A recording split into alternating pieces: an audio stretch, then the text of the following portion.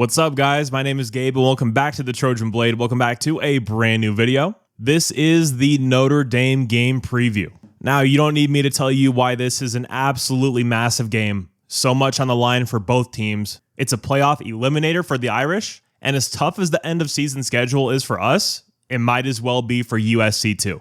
It's a road game at night against our most hated rival at a place we haven't won in since 2011.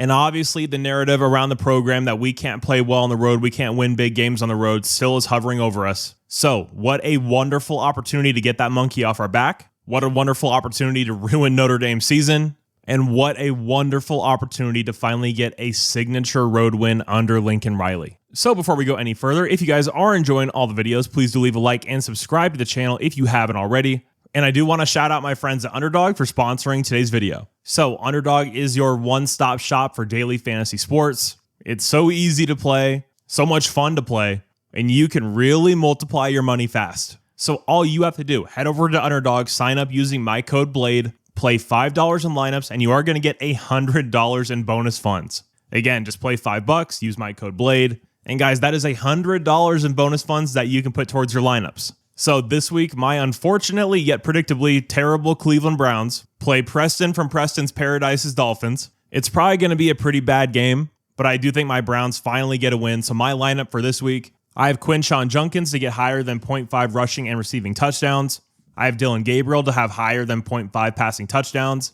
Tua to have higher than 1.5 passing touchdowns. And Jerry Jeudy to have higher than 0.5 rushing and receiving touchdowns. So use my lineup or create your own. But when you do, make sure you DM me over on Twitter. Your name will get shouted out on the show. Shout out to Michael. Really glad that Jacoby Brissett came through for you last week. But having said all of that, let's get into the preview. All right, so taking a look at this Notre Dame team, as always, let's meet the head coach. It is, of course, Marcus Freeman. In my mind, one of the best coaches in the entire sport. A guy that I have a ton of respect for. I really wish he was coaching somewhere else. He's so likable. He's so smart. He's very easy to root for. Very unfortunate that he wears the colors that he does. Hopefully, he'll be moving on somewhere soon. Oh, and I forgot to mention, if there are any Notre Dame fans watching, because I know quite a few of you watch this channel, thank you for being here. I've actually been to South Bend 4 times now. I went in 2003 when I was like 5 years old. And then I was at the game in 2017. I was at the game in 2021. And I was at the game in 2023. So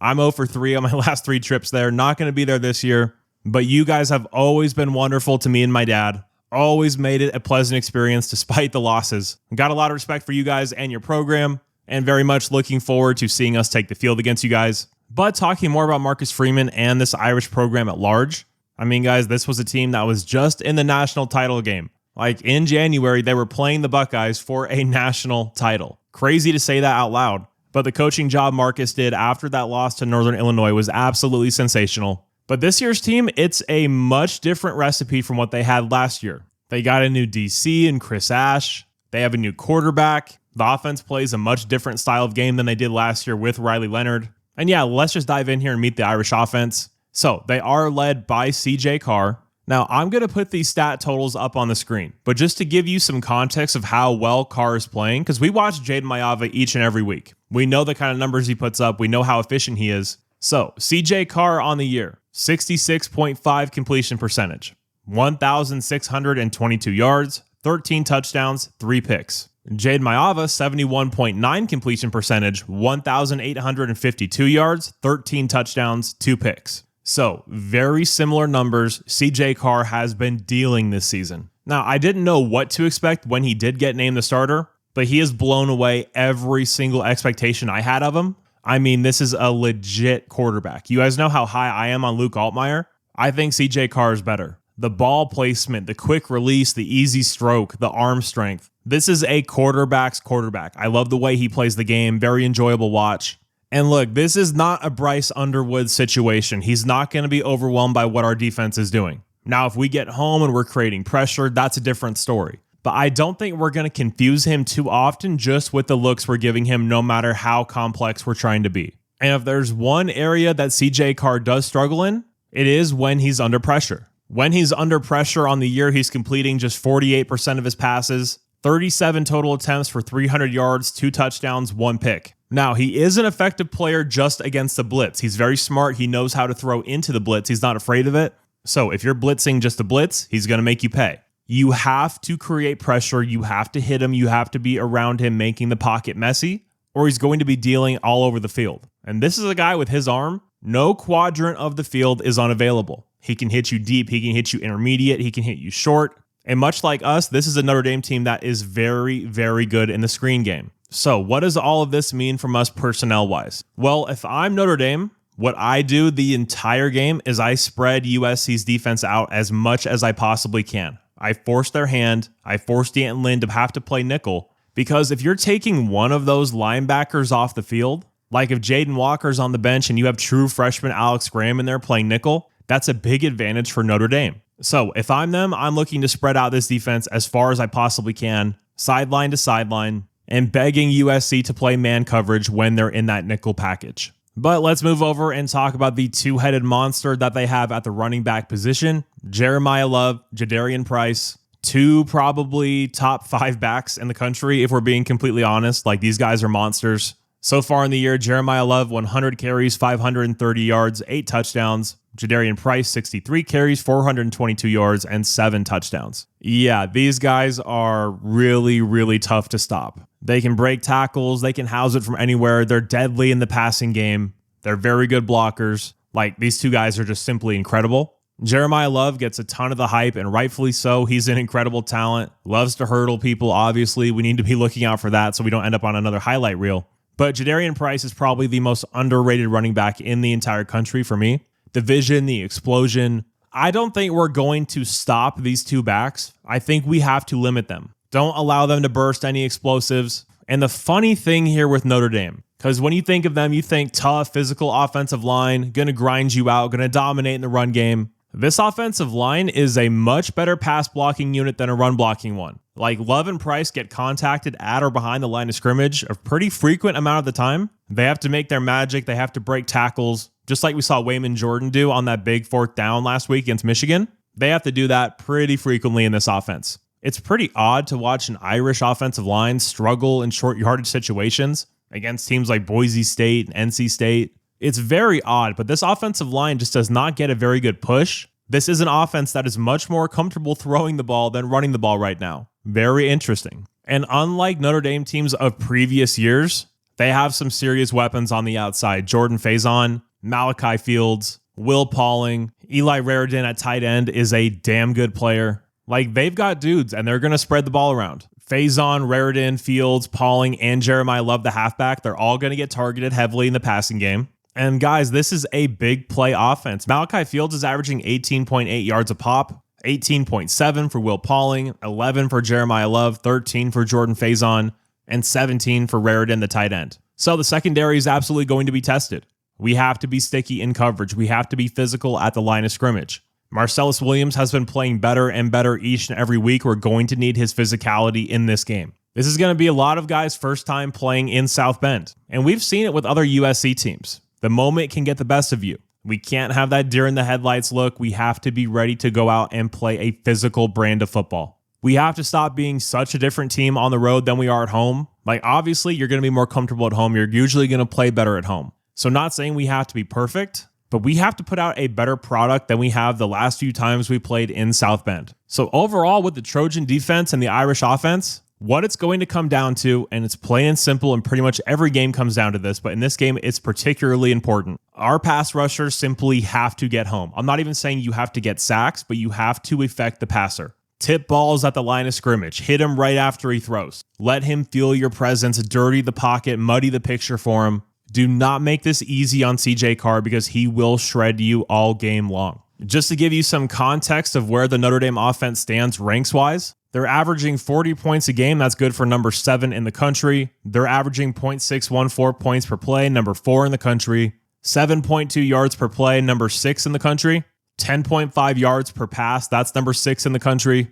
They are 10th in turnover margin. They're not turning the ball over. Now, if there's one area that they really struggle in, and this speaks to their lack of getting a push on the offensive line, they're 80th in red zone scoring, only averaging an 82.76% clip. And converting on 4th down, they're only converting 35% of their 4th down conversion attempts. That's 115th in the country. Now, they are 16th on 3rd down, almost 50%. But if you can get them into those 4th and shorts, and you can get a push with your defensive line. You have a chance to really stifle this offense, get some really big turnovers on downs, flip that momentum, and get the ball back to this USC offense. Which, speaking of that, let's flip over and meet the Irish defense. So this unit is led by defensive coordinator Chris Ash. A lot of the Irish fans have started calling him Chris Ass, which is pretty funny.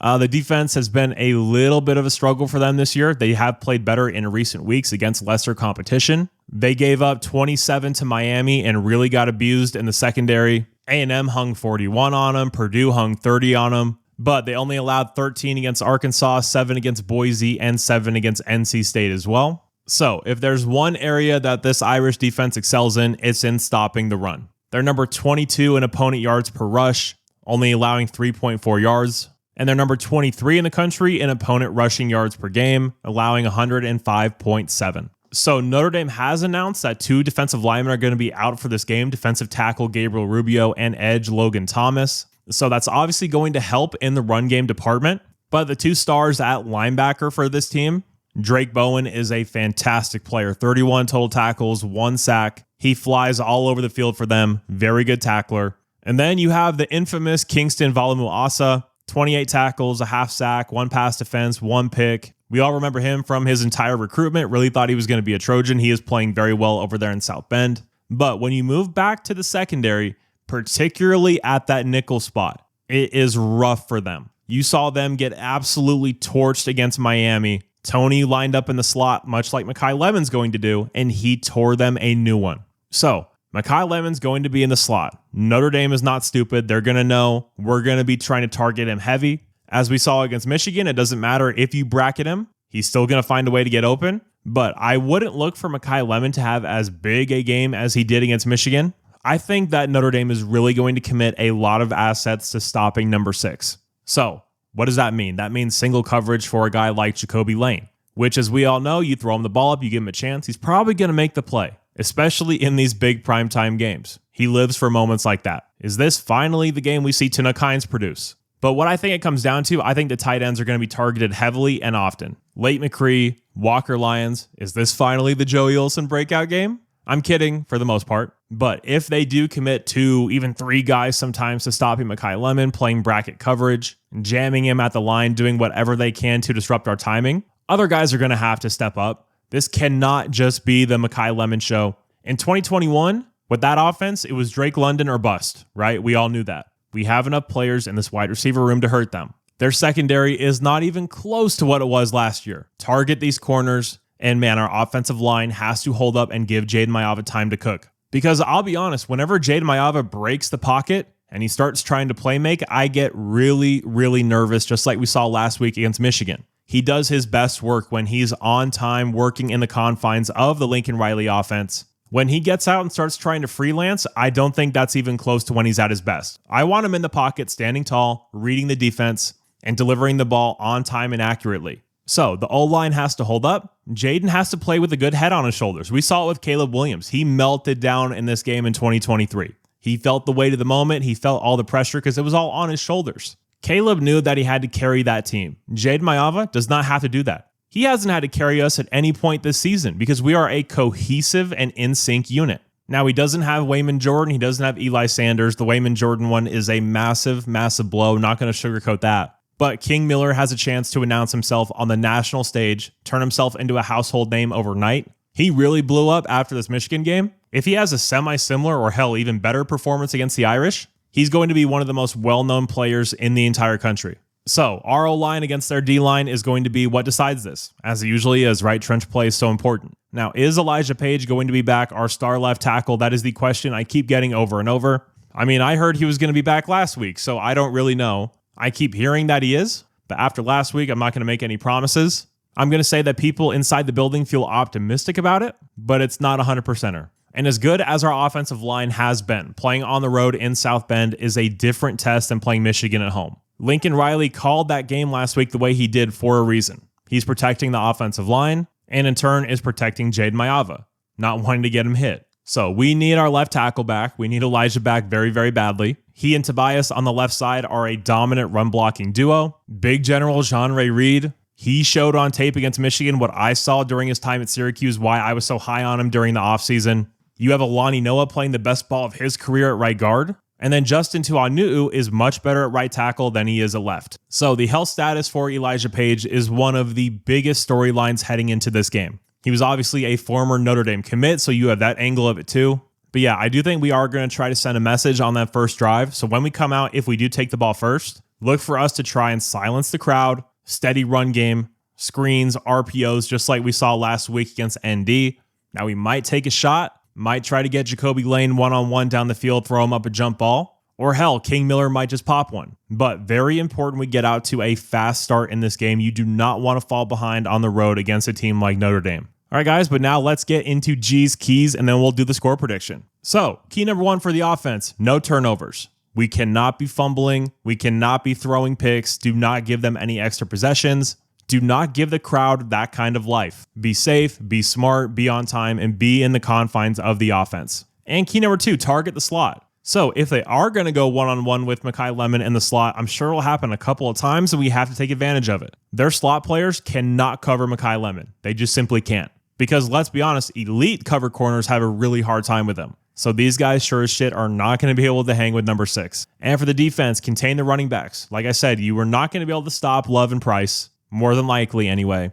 But can you contain them? Can you prevent those explosives? Can you tackle them when you get hands on them? I don't expect us to stop them, but we do have to contain them. And number 2, havoc. We need to create havoc plays against this Irish offense. Hit the quarterback, disrupt the timing, get in the backfield, strip the ball, pick them off. Whatever we can do to steal the ball back to disrupt their timing, we must do in this game. All right, those were G's keys. Now let's hop over to the score prediction. All right, so looking at the line, it is currently 9.5 favoring the Irish. That seems massive to me, and I get it. There are reasons for it. If you take out UCLA, in Big Ten road play, we are 1-5. The one win being over Purdue, who I'm pretty sure doesn't have a conference win in like 2 years. We haven't won in South Bend since 2011. So when you pair those two things, it doesn't look very good on paper. I get it. Having said that, this isn't your usual Notre Dame team. They have a hard time running the ball despite their fantastic running backs. Their O-line doesn't get that good of a push. I trust Deanton Lynn to give them some complex blitzes,